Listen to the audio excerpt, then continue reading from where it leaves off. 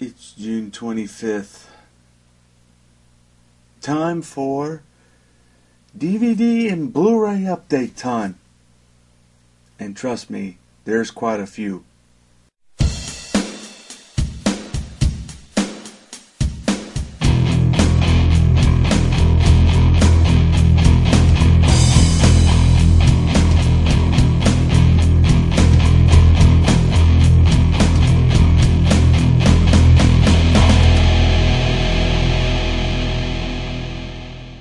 Welcome back. I know, I sound like Sean McClane though. Okay, I got a bunch of stuff this time around, and one I'm going to spend a little bit more time on than each individual piece, because it's got multiple parts to it, so kind of think about what I'm saying there. I did get some cool stuff though. First one, Clint Eastwood movie, Pale Rider. A good western. It's kind of a loose sequel to The Outlaw Josie Wales, and he kind of plays kind of a similar like character. The only difference is he's like a preacher. He calls himself preacher. But yeah, Pale Rider. It was a Dave's Video pickup. Next up, The Departed, Martin Scorsese flick. It has Leonardo DiCaprio, Matt Damon, Jack Nicholson, and Mark Wahlberg. And I'm sure, everybody knows what this is about, so I'm not going to dwell too much on it. A couple of Walmart pickups. We have Talladega Nights, The Ballad of Ricky Bobby. Of course, the only version that's available on Blu-ray is the unrated cut. And there's not too much difference between the rated and the unrated cut. But yeah, Talladega Nights, Ballad of Ricky Bobby. Funny movie. Next up is The Dark Crystal. Now, usually you can get this in a 2-pack with Labyrinth, but I already have Labyrinth, so I had to pick up the Dark Crystal, which was pretty much the same people. It's Jim Henson and using Brian Froud's conceptual designs. The only difference is this one's not produced by George Lucas. It's produced by Gary Kurtz, who produced the first Star Wars. Next up is a Best Buy pickup, and it's The Hunt for Red October in the nifty Paramount 100 Years Anniversary slipcover. And also has the fold there, giving some little bit of trivia about the movie, including a poster there. And of course some trivia about the studio, which is the same on every disc.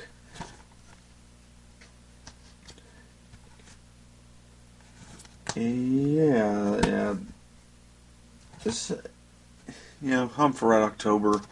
Otherwise, the disc looks like that. It's just in that nifty slipcover. I remember when this first came out on VHS, that it had the VHS tape itself was red to signify red color, signify the red October, so the tape had to be red. They also did the same thing with Ghost, and Ghost was kind of a pale white tape. And what do I mean by that? Well, I'm going to get a videotape here and show you how it's usually black like this. This was red. So that was what I remember of The Hunt for Red October. And it's a good little thriller. It is kind of slow, and a lot of people don't like it because it is so slow. It's more about politics than anything else, because they really can't act, because even at the time we were still at war with the Soviets. This was at the end of the Cold War when this movie came out. And so but still we were at odds with the Russians, and there's kind of a little bit of a scare, and the storyline is that first Alec Baldwin, playing the character Jack Ryan, is investigating a new submarine that the Russians have built, captained by Sean Connery. And they don't know whether he's going to, if he's planning to attack the United States using this submarine, or he's on a rescue mission. Turns out he's on a rescue mission to save a submarine that is going to attack the United States eventually. But then they counteract that other sub.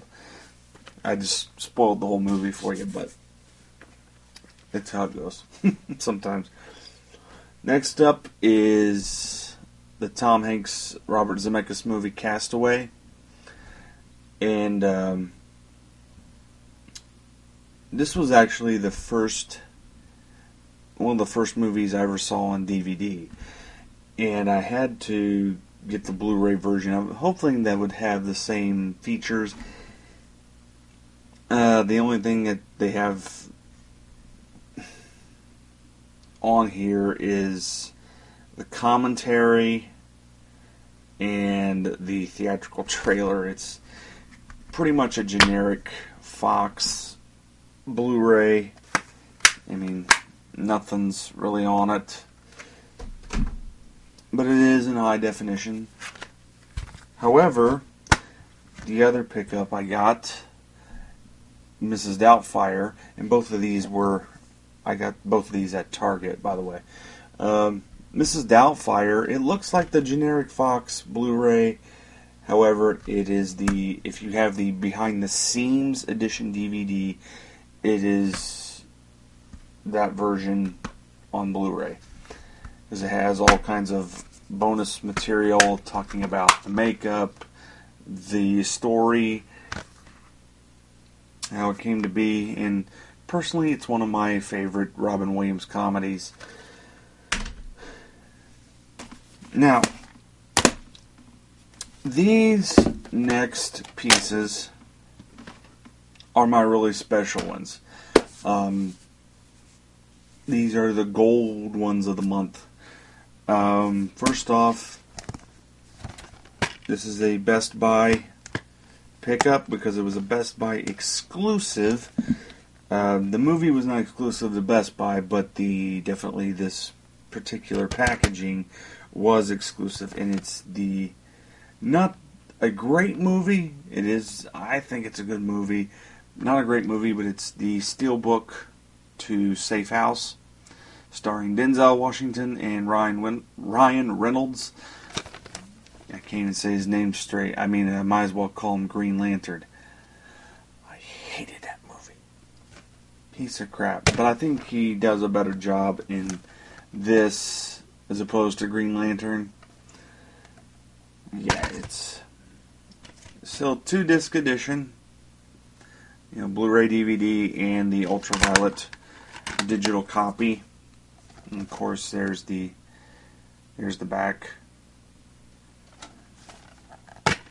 And you can't say too much about the Steelbook. But there is a lot of artwork and a lot of cool stuff with it. It's just, look at that thing. Just a cool looking Steelbook. Next one. A lot of people would say, why didn't you pick this up when it first came out? Well, the truth is, I'd never seen the movie. I had skeptics about it. But I saw it, and it's definitely a movie of the 70s. I don't think you can get by with something like this today. If you do, you're kind of put on question. But even they questioned it back in 1976 or 75 or 76. And it's Taxi Driver. Martin Scorsese, Robert De Niro, classic film. This should be. It is demo disc material, and it's just got a lot of cool stuff with it. And they really went all out with this packaging. Here's the famous scene with Martin Scorsese in the movie. He actually makes 2 cameos. This is his bigger part, though, where he tells Robert De Niro, he goes, yeah, that's my wife up there that you're looking at. And of course, all kinds of pictures and on the front and back, as well as these, comes with these lobby card and poster reprints. So there's one of the original posters. There's Jodie Foster there. Robert De Niro in the cab. And of course, the Mohawk.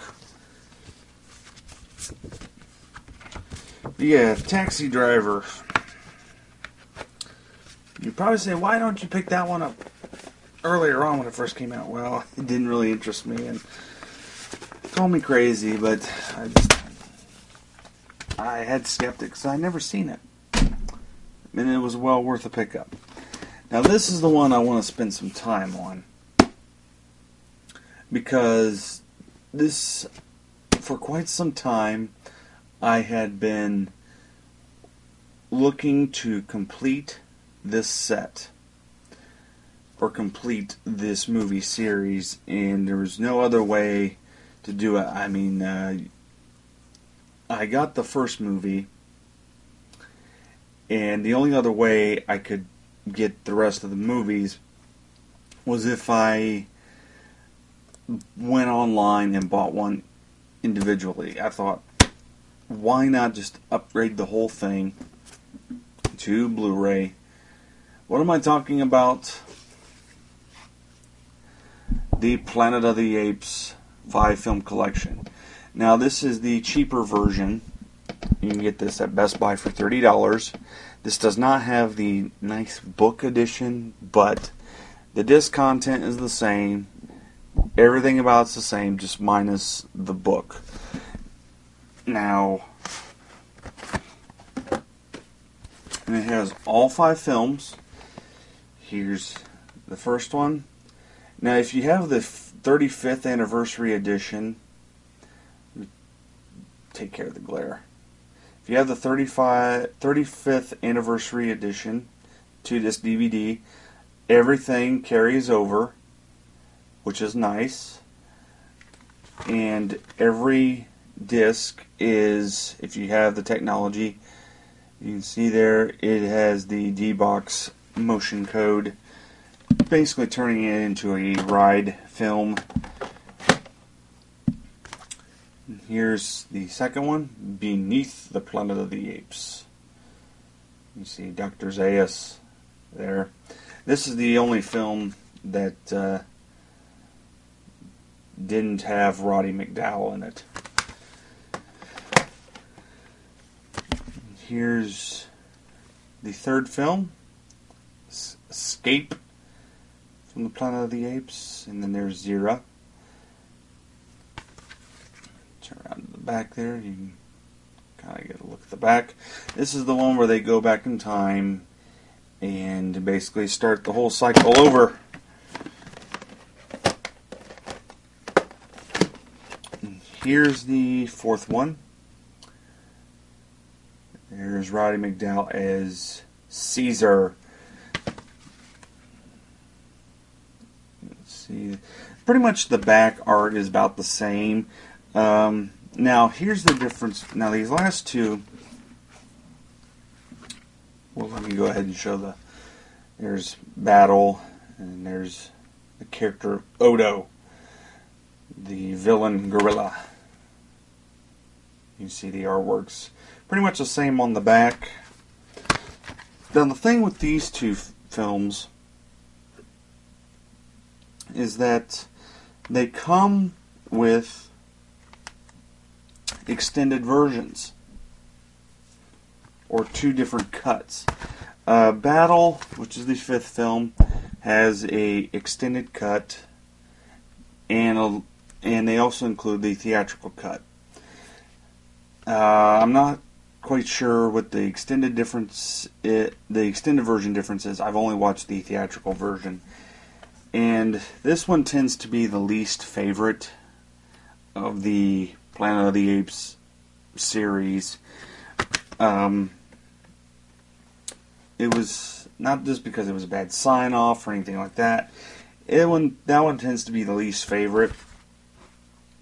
Now, Conquest, I can tell you about, because Conquest, all the other films were rated G back in the 60s and 70s. This is the only one that was rated PG. And the reason why it was rated PG, because this film is very, very violent. They questioned it back in, 1972, when this film came out. They questioned the violence on it. And it was supposed to be kind of a take on racism in America, and there was a little bit of social commentary on that. And they had like the Rots. The director was inspired by the Rots riots at the time, and they questioned the film's violence because dominantly the rest of the films were very kind of family-oriented. Not family-oriented, but they were really... Kids really liked them. Their children was their big audience. Now, this film kind of broke that, and saying that it was kind of ruthless, and it was very violent, and it was so violent that they actually had to tone down the violence in the film just to keep the PG rating, because they almost got an R. Now, the reason why there's two versions is they basically give you the R-rated version. Even though it's unrated, they give you the R-rated version. Now, what's the difference between the two? Well, there's significant difference. Definitely at the end. Roddy McDowall's speech at the end is completely different.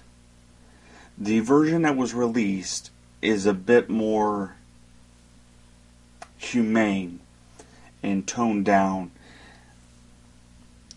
and how they did it was they didn't have enough money or time to go back and shoot that scene. And what had happened was they basically used some close-ups and kind of squeezed in some words into Roddy McDowall's mouth, but it is Roddy McDowall's voice doing a voiceover saying that we can be humane to the humans, we can be compassionate, we can work together, while the other version is the exact opposite. The other version just ends with the man being tortured and killed by the apes. He's basically beaten to death. While in the version that was released, they had the shot... In the way they originally shot it was they showed the apes raising their weapons, ready to strike him, and then boom, boom, boom, boom, and they start beating on him. But then in the version that was released, they played it in reverse to make it look like they were lowering their weapons. They had it both rising and then they played that shot in reverse to lower their weapons. And then they had Roddy McDowall's voiceover. While in the extended, it was basically they show them rise. The apes rise their weapons of torture. Roddy McDowall says about where there's fire, there's smoke, and it would prepare for the day of man's inevitable downfall, and that day is upon you now. And then that's it. That was the film, the original film. But in order to keep the children, they asked that they tone that down and make it humane and not let the man die, basically. You still see the apes cheering, but it was toned down by 20th Century Fox and the censors, well, the MPAA at the time. But yeah, this is a cool set. I mean, I'm happy to complete this. I now have the entire canon of apes. I have the original films, I have the Tim Burton version, and I have the new film, Rise of the Planet of the Apes. So I do have all films, and that's pretty much my collection for this month. So I will see you again later.